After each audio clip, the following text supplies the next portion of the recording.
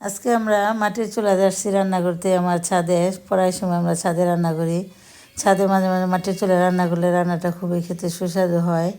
তাই আজকে আমার বাসাতে বড় দুটা ব্রয়লার মুরগি নিয়ে এসছে, তাই এখান থেকে একটা ব্রয়লার মুরগি নিয়ে নিলাম। এই ব্রয়লার মুরগিটার মাঝকে আমরা ছাদে রান্না করবো, সবাই মিলে একসাথে খাওয়া দাওয়া করবো।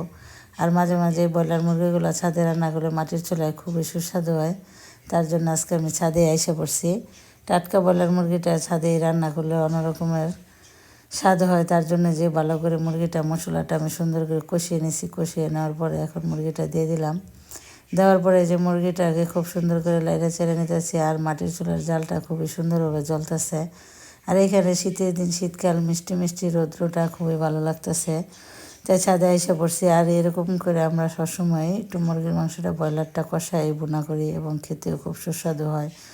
তাই সবসময় ব্রয়লারটা এরকম কষায় বোনা করলে খেতে অন্যরকমের স্বাদ। তাই আমি যে সব মশলা দিয়ে সুন্দর করে যে মুরগিটা আমার প্রায় কালার এসে গেছে, তাই আমি এখন কিছু আমার বাগান থেকে কাঁচামরিচ দিয়ে দেবো। আর এবার আমার বাগানে সবসময় মরিচ থাকে, তাই দেখেন মরিচগুলো কি সবুজ এবং কি সুন্দর বড় হয়ে গেছে। তাই কতটি মরিচ নিয়ে নিলাম।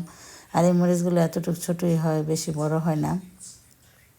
তাই যে অল্প পরিমাণে একটু জল দিয়ে দিলাম। জলের মধ্যে আমি কিছু কাঁচামরিচ দিয়ে দিচ্ছি। কাঁচামরিচ দেওয়ার পরে এখন মুরগিটাকে আমি আর একটু কষায় নেব, তারপরে মুরগিটা সুন্দর করে নামিয়ে নেব।